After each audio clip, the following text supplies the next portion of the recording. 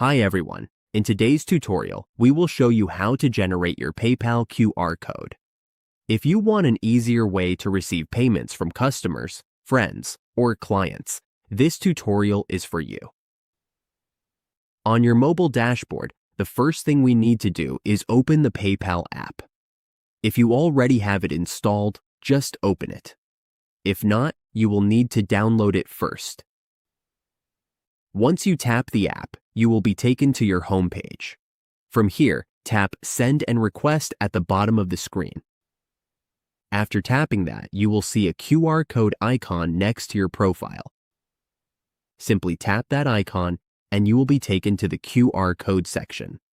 From there, select Your Code, which is the second option on the screen. Once you tap that, your PayPal QR code will appear. You can save or print your code so it is easy for others to pay you. This makes it simple for anyone to send you a payment by scanning the code with their phone. And that is it.